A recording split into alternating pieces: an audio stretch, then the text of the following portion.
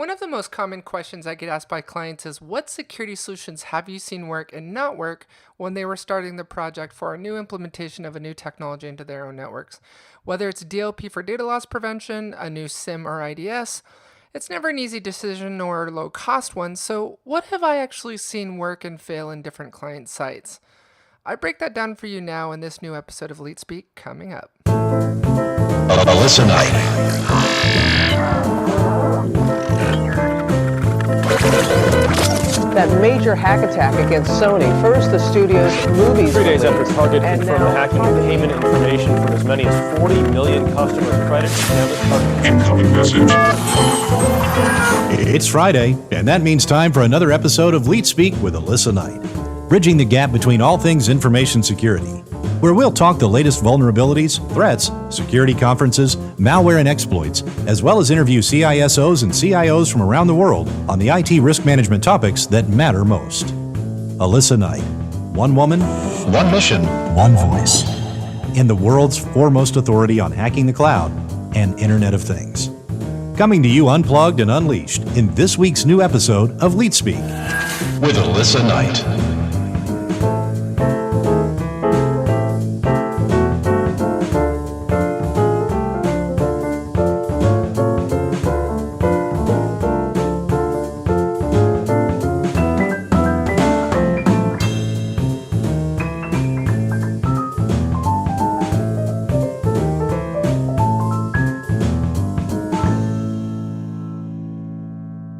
There's a large number of sky is falling security blogs, webinars, and news sites out there to add to your daily reading list. Duh. So I was faced with the decision, do I make this episode another Me Too resource of information security exploit discussions about malware, ransomware, or news on the latest cybersecurity breaches?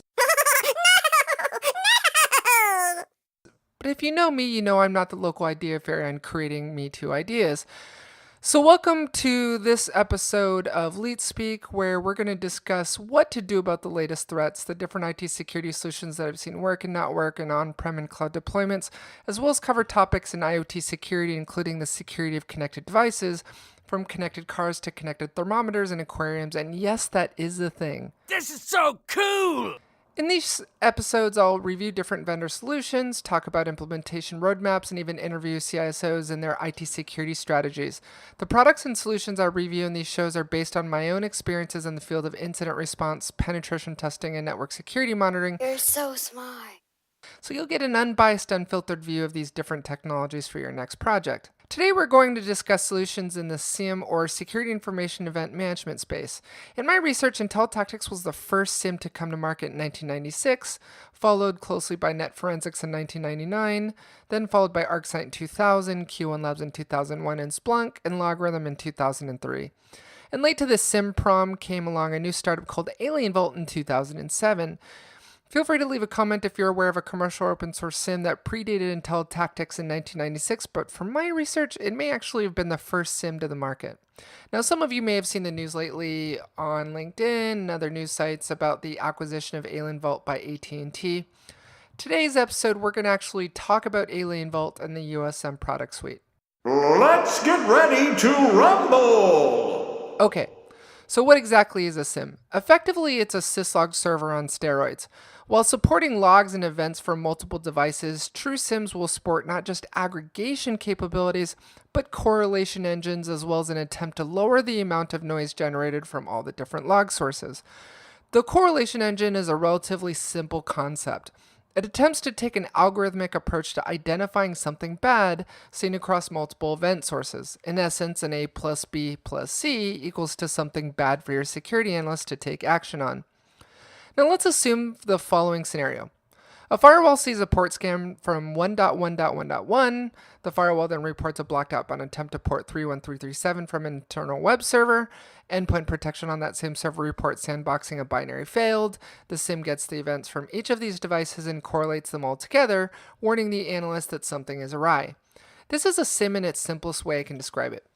To this end, I want to talk about a few of the more popular SIEMs out there, and based on my tacit experience on what has worked and not worked in different size deployments as customers throw certain solutions out in their migrations to a different size solution. So first up is AlienVault. You've probably heard a lot about it recently. don't quite understand if it's a SIEM, a network or host-based IDS, a vulnerability scanner, what is it? Well, in short, it's all of those things. If a UTM and a SIEM had a baby, they'd essentially create what AlienVault is. That's funny! Specifically, it's USM product suite, which codifies network IDS, host IDS, a vulnerability scanner, a log server, and SIEM all in one.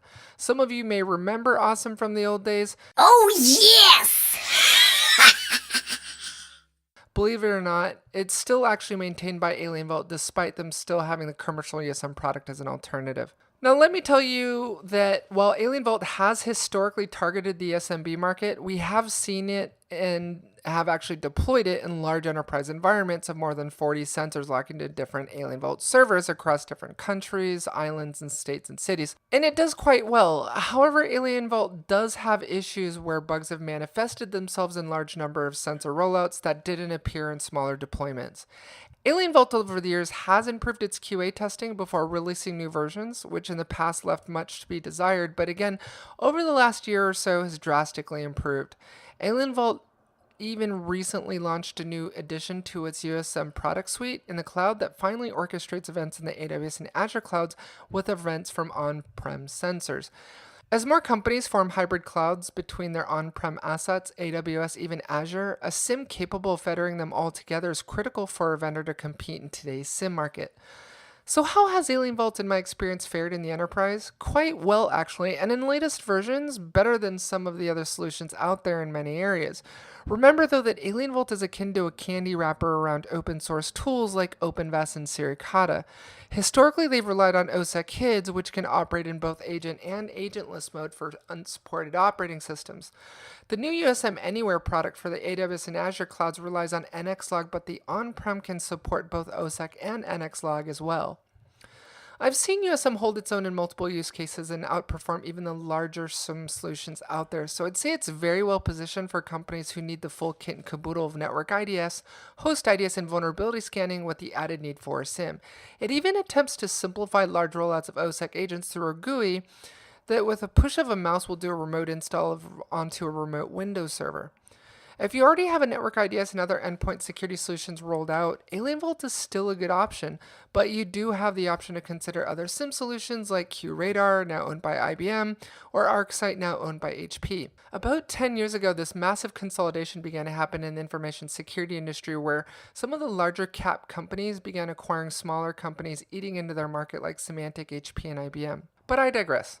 Let's now talk about the USM infrastructure. USM is an agent server architecture where you have agents some of you may consider collectors that receive logs from supported devices over syslog and runs the network IDS process a la Suricata. The sensors hang off of span ports or taps to access packets traversing the network or VLANs for its network IDS capability, and the management NIC would get an IP for connectivity to be able to establish connection with the USM server. USM does have a component they call the logger, which hosts the archive data not kept live on the server. It can be queried for events that happen after the archival date for postmortem investigations of older events. So, in summary, what grade would I give AlienVault as a SIEM solution? I think it's fair to give them an A-. It's a great solution if you need to fill those network visibility and host visibility gaps while also implementing a vulnerability scanner and SIEM all in one project, and can run quite well in small networks of less than 100 employees, and have seen it run quite well in larger deployments of 40 to 50 sensors in companies with over 1,000 employees. While it doesn't have some of the other more robust features you'll find in other enterprise SIEM solutions like QRadar or ArcSight, it does provide a lot of power and rich features in a much more price competitive SIEM UTM solution. So, question of the day. What SIEM do you use? Is it AlienVault? Is it QRadar? Is it ArcSight? Let me know in the comments below, and most importantly, what do you like or not like about the current SIEM solution you're using today? What was your deployment like? How was the support from the vendor? Would love to hear that as well as the other listeners. I'll leave you with a quote from Sun Tzu, who once said, "The art of war teaches us to rely not on the likelihood of the enemy not coming, but our own readiness to receive him. Not on the chance of him not attacking, but rather on the fact that we've made our position unassailable." Until next time, this channel is all about what works and doesn't work in securing on-prem networks, the cloud, and the new Internet of Everything. And I will see you next week. Are you really ready?